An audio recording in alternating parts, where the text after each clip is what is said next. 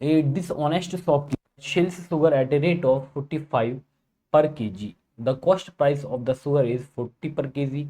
Even after doing this, he tries to increase his profit by removing 100 gram from each packet of 1 kg. What is the gain percent of the shopkeeper? एक बेईमान दुकानदार चीनी रुपए की दर पर बेचता है 45 रुपए प्रति किलो, कितना 45, 45 रुपए प्रति किलो। चीनी का क्रय मूल्य है 40 रुपए प्रति किलो। ऐसा करने के बाद भी वह 1 किलो के प्रत्येक पैकेट से 100 ग्राम निकालकर अपना मुनाफा बढ़ाने की कोशिश करता। तो दुकानदार का लाभ प्रतिशत ज्ञात करिए। तो ये टाइप आपका बनता है डिसऑनेस्ट शॉपकीपर यानी बेईमान दुकानदार पर। अब बेईमान दुकानदार वाले क्वेश्चन होते कैसे हैं पहले जरा वो आप समझेंगे। जब बात बेईमान दुकानदार की आती है तो बेटा बेईमान दुकानदार में आप हमेशा कैलकुलेट करते हो 1000 मान। आप ये मानो कि उसने 1 किलोग्राम सामान जो कि 1000 ग्राम के बराबर है, इसने कितने में खरीदा? 1000 में खरीदा। अगर ये क्रय मूल्य पर बेचता तो 1000 का सामान 1000 में बेचेगा, लेकिन इसने ये बोला कि जिसका लागत मूल्य कितना था 40 रुपए प्रति किलो था, उसको ये कितने में बेच रहा है? 45 में।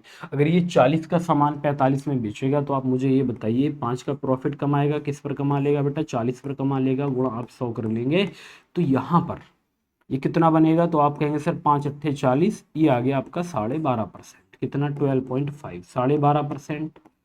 अगर ये 12.5 होगा तो जब आप 1000 का 12.5% यहाँ पर निकालेंगे यानी 1/8 निकालेंगे आप, 1/8 अगर आप निकालेंगे तो यहाँ पर ये कितना निकल कर आएगा? 12.5। तो 8 से आप इसको डिवाइड करिए तो ये होगा 8 एकम 8, 8 एकम 8 आ जाएगा, 8 दूनी 16 और 8 पंजे 40, तो 125। तो ये कितने में सेल करेगा? इसको 1125 में बेच देगा। यानी इसने अगर 1000 ग्राम सामान खरीदा 1000 में तो ये 1125 में बेचेगा। लेकिन इसने एक घोटाला और कर दिया कि ये 100 ग्राम ना कम देता है। कितना ग्राम कम देगा? 100 ग्राम। तो अगर 1000 ना देकर अब ये सामान कितना देगा? 900 ग्राम। अब आप ये देखो 900 ग्राम सामान कितने में? 1125 में। जब ये 900 ग्राम सामान 1125 में देगा तो इसको जो प्रॉफिट होगा वो 225 का होगा। अब ये 225 का प्रॉफिट किस पर होगा? 9 पर। आपको परसेंट में पता करना है तो गुणा 100 आपको करना होगा। समझे? ये आप करिए। अब आप जब ये करेंगे तो आपको पता लगेगा सर 9 से ये कितनी बार डिवाइड हुआ? शिट, ये 900 आएगा। तो 2 जीरो से 2 जीरो, ये होगा 9 दूनी 18 और 9 पंजे 45, 25%। तो यहाँ पर जो लाभ होगा वो 25% का होगा। कितने का लाभ होगा? 25%, जो कि आपको बी ऑप्शन में दिया गया। तो इस तरह के क्वेश्चन आपसे पूछे जाते हैं बेईमान दुकानदार पर। तो आपकी समझ में आ गया होगा कि आखिर डिसऑनेस्ट शॉपकीपर को आप कैसे डील करेंगे। कभी भी अगर डिसऑनेस्ट शॉपकीपर से क्वेश्चन आएगा तो हमेशा याद रखें कि आपको हमेशा क्या करना है? ये 1000 मान के चलना है। समझे? जैसे कि मैं कुछ एग्जांपल यहाँ पर आपको समझा देता हूँ, आपको और अच्छे से क्लियर हो जाएगा। जैसे बेटा आप उससे बोला जाए कि एक दुकानदार को कोई सामान क्रय मूल्य पर ही बेचने का दावा करता है। क्या करता है वो? कोई सामान क्रय मूल्य पर ही बेचने का दावा करता है। अब आप खुद सोचिए कि ऐसा कभी हो सकता है क्या कि जितने में सामान खरीदा जाए वो उतने में ही बेच दे? ऐसा कभी नहीं होगा भैया। वो बैठा किस लिए है? तो उसे लाभ चाहिए। लाभ कैसे करेगा? तो कुछ ना कुछ घोटाला वो करेगा जब ये बोलेगा कि मैं आपको जितने में मुझे पड़ा उतने में ही दे रहा हूं।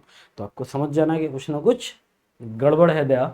तो यहां पर अगर आप देखें, हम माना कि जो 1 किलोग्राम सामान है 1 kg।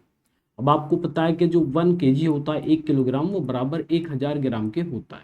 तो इसने जो 1 किलोग्राम सामान है वो 1000 में खरीदा, यानी 1000 ग्राम सामान अगर ये 1000 में खरीदेगा तो 1 ग्राम 1 में खरीदेगा। अब ये क्या करेगा कि अगर ये क्रय मूल्य पर ही बेचने का दावा करेगा तो ये आपको ना सामान कम देगा। जैसे बोला जाए आपसे वो 1 किलोग्राम के स्थान पर 800 ग्राम के बाट का प्रयोग करता है। समझिए, ये आपसे बोल दिया जाए। अब आपको यहां से समझना पड़ेगा, तो इसने 1000 ग्राम सामान 1000 में खरीदा, 800 ग्राम 800 में खरीदा। तो जो सामान इसने 800 में खरीदा वो इसने कितने में बेच दिया? 1000 में। तो इसको फायदा कितने का हो गया? 200 का। अब इसको जो फायदा होगा वो रियल में उस पर होगा जितना सामान ये ग्राहक को देगा। समझे? क्योंकि जो सामान ये ग्राहक को दे रहा है वो तो उसने उतने में ही खरीदा है। क्योंकि 800 ग्राम अगर 800 में खरीदेगा तो 200 का लाभ होगा, किस पर होगा, 800 पर होगा। आपको परसेंट अगर निकालना है तो गुणा 100 आप यहाँ पर कर देंगे, ठीक है, ये काम आपको करना है। अब आप जरा इसको डिवाइड कर लेंगे एक बार, तो ये होगा 200 एकम 200, 200 चौका 800 हो जाएंगे, 4 एकम 4, 4 से 100 कटेगा 25, तो आंसर बनेगा आपका 25% आ जाएगा। तो ऐसे आप लोग करेंगे, समझे। तो थोड़ा बहुत आपकी समझ में ये आ गया होगा कि आखिर बेईमान दुकानदार पे आपको करना क्या होता है। एक क्वेश्चन और आता है, आपसे कहा जाता है कि जब सामान बेचते समय और सामान खरीदते समय, जब दोनों बार आपको क्या दिया जाए, घोटाला किया जाए। तो जब आप सामान खरीदेंगे तब भी घोटाला हो जाए, ठीक है, और आपने घोटाला कर दिया, और जब आप सामान बेच रहे हैं तब भी। तो जब आप सामान खरीदेंगे तब क्या करेंगे, आप सामान ज्यादा लेंगे, और जब बेचेंगे तब सामान कम देंगे, घोटाला ये होगा। लेकिन अब आपसे कहा जाए कि अगर ये बेचते समय और खरीदते समय दोनों बार कितने परसेंट का, 10% का बेईमानी करता है, ये घोटाला करता है, तो याद रखना अगर ये वाला इस तरह से आ जाए तो यहाँ पर आपको हमेशा ये फॉर्मूला लगा देना, A plus B plus A B और बटे में होगा आपका 100, ठीक है। ये फॉर्मूला आप यहाँ पर लगाएंगे तो कभी भी आपका आंसर गलत नहीं आएगा, लेकिन ये केवल आपको इसमें ही लगाना है, किसी और में नहीं लगाना है। कभी आप सोचोगे कहीं और पर भी अप्लाई करा दूं, तो ऐसी गलती बिल्कुल मत करना, आपको केवल क्या करना है, ये करो।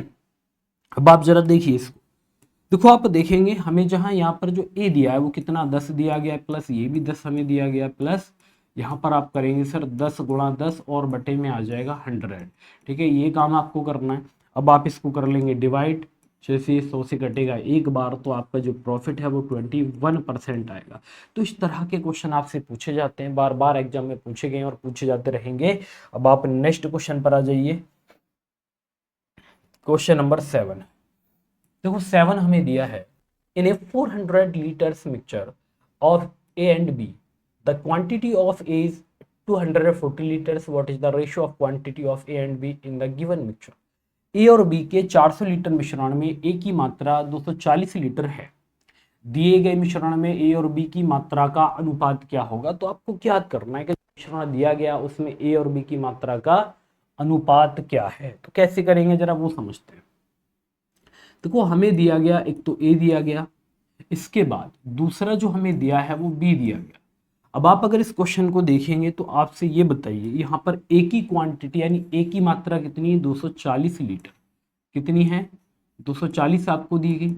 अब ये बताइए टोटल आपको कितना दिया गया, 400। अगर 400 में से ए हमारा 240 तो बी कितना होगा। अब 400 में से 240 घटाएंगे तो ए यहाँ पर निकल कर आ जाएगा 160, कितना आएगा 160, तो ये कितना आ गया 160 आ गया। अब आप इसको डिवाइड कर लें, ये बनेगा 8 तिया 24 और बेटा ये आ जाएगा 8 दूनी 16, तो आपका आंसर बनेगा 3:2, कितना आ जाएगा 3:2 आएगा, 3:2। तो आप ऐसे कर देंगे तो आंसर आप मैच करा ले, 3:2 जो आपको दिया गया वो आपको सी ऑप्शन में दिया है, समझ गए।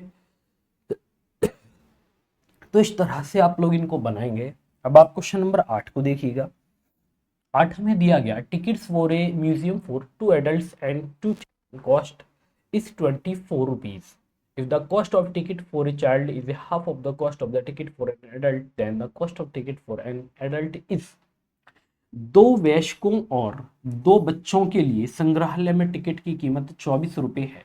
यदि एक बच्चे के लिए टिकट की कीमत एक वयस्क के लिए टिकट की कीमत का आधा है, तो एक वयस्क के लिए टिकट की कीमत क्या होगी, ये आपको ज्ञात करना है। तो सबसे पहले आप यहाँ पर आप लिख ले एडल्ट यानी ए और बच्चा यानी आप लिख ले सी। अब आप पहले तो बेटा इनका रेशो बना लो। आपसे इसने बोला है कि यहाँ पर यदि एक बच्चे के लिए जो टिकट की कीमत है ना, एक वयस्क के लिए टिकट की कीमत का आधा, तो इसका मतलब अगर यहाँ पर ये जो वयस्क होगा, जो एडल्ट होगा, इसकी अगर टिकट प्राइस 2 रुपये होगा तो बच्चे का जो टिकट प्राइस है वो 1 रुपये होगा। कितना हो जाएगा, 1 रुपये हो जाएगा। अब आप मुझे ये बताइए कि जब बात रेशो में चल रही है तो आपसे मैं ये भी तो कह सकता हूँ कि आप ना इनको एक्स मान लो। हमने माना कि जो बड़े हैं, एडल्ट हैं, इनके टिकट प्राइस 2x और बच्चे का जो टिकट प्राइस है वो केवल x है। अब आप ये बताएं कि यहाँ पर अगर आप ध्यान से देखें तो यहाँ पर टिकट का प्राइस कितना आ गया 2x, और कितने एडल्ट हैं जी 2, तो ये कितना बनेगा 2 दूनी 4x ही आ जाएगा। इधर बच्चे कितने हैं, तो बच्चे भी हमारे 2 हैं, तो यहाँ पर ये कितना आ गया, 2x आ गया। जब आप इनका सम करेंगे तो ये बनेगा 4 और 2 6x, जो कि बराबर आपको कितना दिया गया, तो बराबर आपको दिया गया 24। तो अगर आप x की वैल्यू निकालें तो 6 चौक 24 कितना 4 आ जाएगा। अब आपसे पूछा गया बताइए टिकट का प्राइस क्या होगा, तो टिकट का प्राइस हमारा 2x है। कितना है टिकट का प्राइस एडल्ट का, 2x। तो आप करेंगे 2 गुणा x का मान 4 रखेंगे तो 4 दूनी 8 आपका आंसर आएगा। बस हो गया ये, ठीक है। इस तरह से आपको करना है। तो यहाँ पर केवल आपसे इनका प्राइस पूछा गया है, तो आप देख सकते हैं क्वेश्चन को थोड़ा घुमा फिरा के आपसे पूछा गया, डायरेक्टली नहीं पूछा गया, तो कोई इशू यहाँ पर भी नहीं होने वाला है। अब देखते हैं इसके बाद question number 9। If the length of a rectangle is decreased by 10%, by what percentage should its breadth be increased so that its area is increased by 10%? यदि एक आयत की लंबाई 10% कम हो जाती है तो इसकी चौड़ाई कितने प्रतिशत बढ़नी चाहिए ताकि इसका क्षेत्रफल 10% बढ़ जाए, ताकि इसका एरिया क्या हो, 10% बढ़ जाए। तो पहले तो आपको ये देखना पड़ेगा कि आयत का जो क्षेत्रफल होता है उसका फॉर्मूला क्या होता है। तो यहाँ पर अगर हम आयत के एरिया की बात करें तो इसका जो एरिया यहाँ पर होता है बेटा वो होता है लंबाई गुणा चौड़ाई, L इंटू बी होता है। अब आप ये बताइए कि यहाँ पर एरिया दिया है लंबाई, तो बी आपसे पूछा गया, तो अगर आप बी की वैल्यू निकालेंगे तो आप एरिया को लंबाई से डिवाइड कर देंगे। समझे, ये काम आपको यहाँ पर करना होगा। तो हमें क्या करना है, आप जरा वो समझेंगे।